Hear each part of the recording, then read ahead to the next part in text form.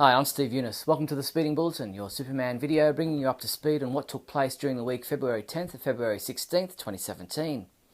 Our top news stories this week included Laurence Fishburne says he won't be appearing in the Justice League movie, Teri Hatcher arrives on the set of Supergirl, and I caught up for a chat with the Guinness World Record holder for the largest Superman collection. Let's check out these news stories and more in this week's Speeding Bulletin.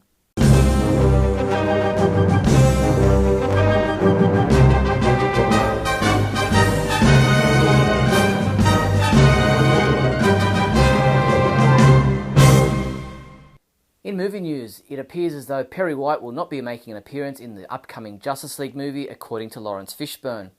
He said, "They asked me to come for a day, but I couldn't work it out schedule-wise, and really, what do you need the newspaper man in Justice League for?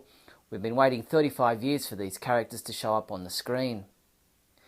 The moving picture company released a number of images showing concept designs of what their artists envisioned Doomsday and Gotham City to look like when working on Batman v Superman: Dawn of Justice.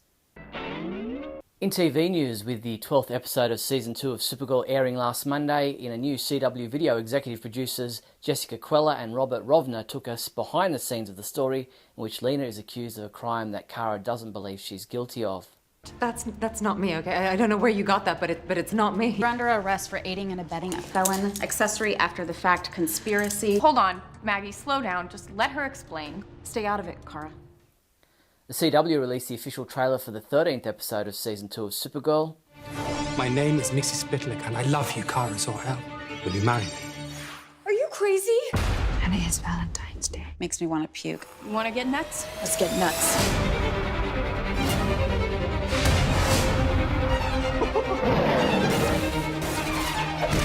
Up in the sky! It's a bird. It's a plane.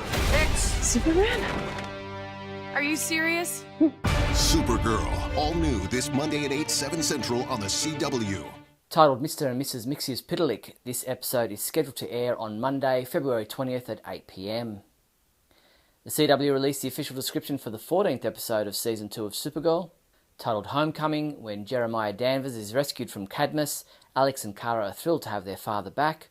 The Danvers arrange a family dinner to celebrate, but things go awry when a suspicious Mon-El starts to question Jeremiah about his sudden return. This episode is scheduled to air on Monday, February 27th. Teri Hatcher has arrived on the set of Supergirl to film her role alongside Kevin Sorbo as a Daxamite, possibly the mother of Mon-El. Hatcher posted a photo on Twitter of herself with Melissa Benoist saying, "First day on set with this total ray of sunshine, thanks to the cast for being super cool, having so much fun." Earlier, Hatcher posted a photo of herself getting fitted out for her on-screen costume.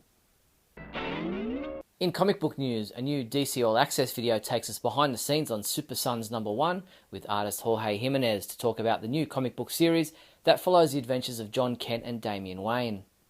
Well, Super Sons #1 is an issue of connection in which the two boys establish contact in a fun way. Also, what's great is the contrast that's between Superman's family and Batman's family. How these sons, each one is from their father, and it's special and it's funny how there's a contrast between them. DC Comics has announced that Cullen Bunn will take over the writing duties in the Trinity comic book title with issue number 7, scheduled for release on March 15th. Darkness looms as an unholy trinity of Ra's al Ghul, Cersei and Lex Luthor gather. As the deadly and mystical Pandora pits are bubbling over, Cersei's dark prophecy is foretold, but which side will Lex, the so-called Superman of Metropolis, fall on? And who will stop the monstrous, composite trinity? Comic books we reviewed this week included Action Comics 973, which was reviewed by Michael Bailey, who said, after an action-heavy arc that involved aliens and other worlds, it was nice to read a relatively Earth-based story, and he gave this issue a 5 out of 5. James Lance reviewed Supergirl #6, giving it a 4 out of 5, saying, "This is a series full of flaws, but this issue is a vast improvement to others."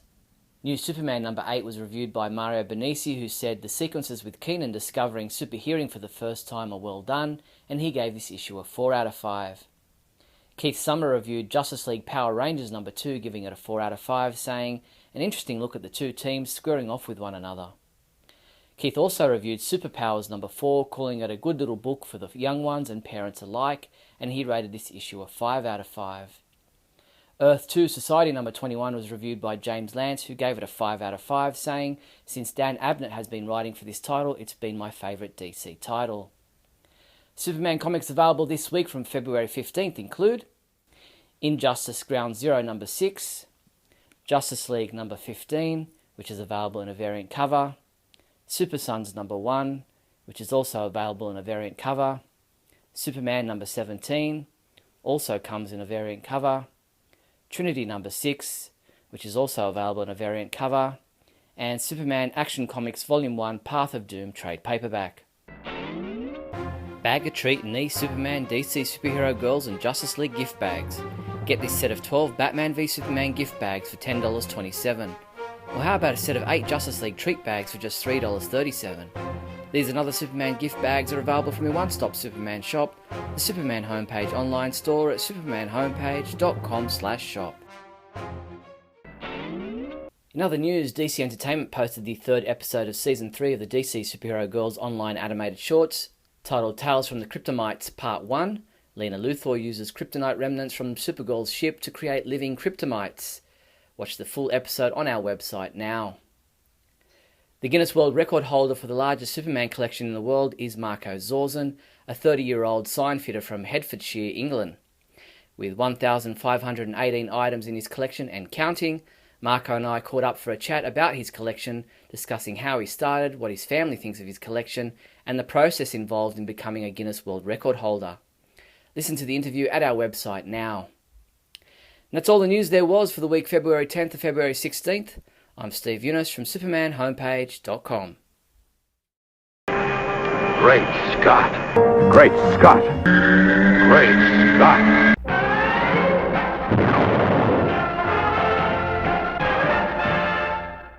Hello everyone and welcome to another fabulous episode of Great Scott.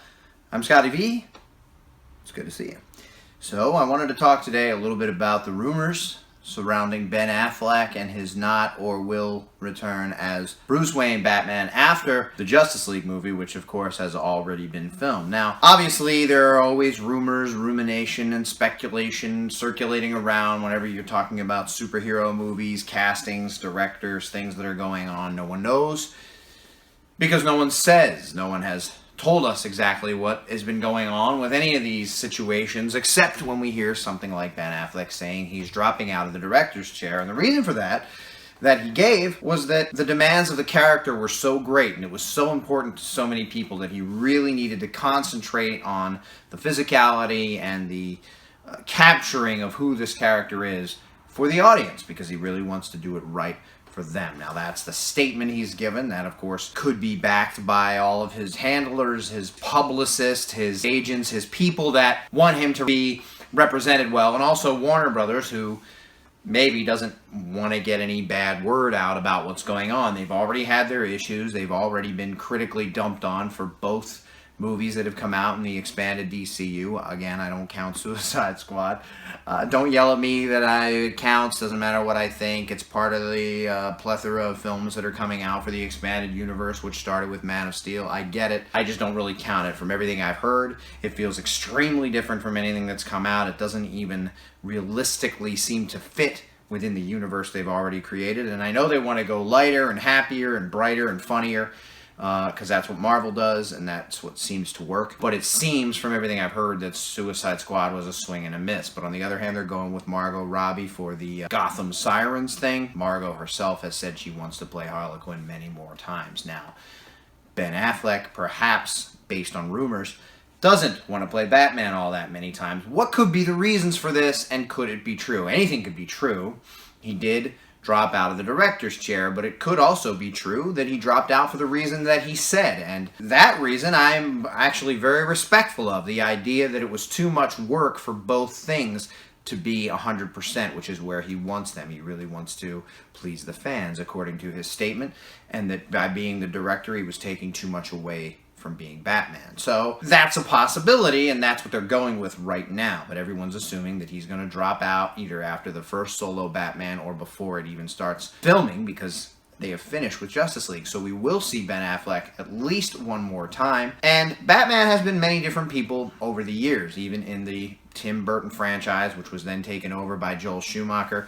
There were like 4 different Batmen, and it was supposed to be the same continuing series, and most of the time Batman's behind a cowl. You don't go behind Batman! So it almost doesn't matter who's in the mask, though I hate it when they replace actors midway through. So it would be better for me, and I thought Ben Affleck was great as Batman, if they kept him in this series. But he did make a statement a few months ago that he wasn't going to stick with directing if he didn't feel the script was strong, if they didn't really get it, if they didn't really capture it the way he thought it needed to be. He wasn't just going to do something that's crummy. Well, it's kind of sucky, but I'm here, so I'll direct it. So that's a little concerning, although it may be unrelated, especially if his statement is true, that he just wants to devote more time to being Batman. And maybe it's too much work. And he has expressed that the Nolan films are some of the greatest superhero films ever made, and that he only wants to direct one if he can at least stand somewhere around even with those. If he has a great story to tell, and if the movie's coming together well, and if he feels like he can handle it. Directing a big tentpole film has been a hesitant thing for him, and I'm sure, as I said years ago, it was part of his contract when he agreed to come back and put on tights as a superhero again, because as an actor, your feelings can get hurt, especially as Ben Affleck, who has finally built his career back up to where he's respected again. He's a director, he's part of the creative process, he's considered a great actor now, a great director now. To take on a superhero, which he had long ago swore off he would ever do again, there must have been something in the deal that made it sweet, and he must have liked the script, so he did it. Now it seems like there might be some issues, and that's why people are rumoring that he might not be coming back. If he doesn't come back, who would you like to see take on the cape and cowl? I know this is a Superman news bulletin, and I thought that there was a great chemistry, even if it was standoffish, between Bruce and Clark, Superman and Batman, and then obviously murderous toward the end. But it worked well, and I thought Ben was great as Bruce, and as always, I have thought Henry Cavill is fantastic as both Clark and Superman. So I personally would like to see these two guys interacting more. I thought it worked really well. I thought his interactions with Gal Gadot as Wonder Woman were great, and I'd like to see more of that, and we will with Justice League. For now, all we can do is take him at his word that he is just trying to devote more time to being the character and doesn't want to screw that up. So maybe he'll come back for the second Batman film to direct if this goes well and he feels he has a hold on this character. Or maybe he'll step out altogether, which is what fans are saying. A lot of people want his head on a pike and are saying, this bad guy, he isn't even thankful for, Henry Cavill loves being Superman. Gal Gadot wants to play Wonder Woman for years to come. Margot Robbie wants to play Harley Quinn for years to come. Everybody's happy with their roles.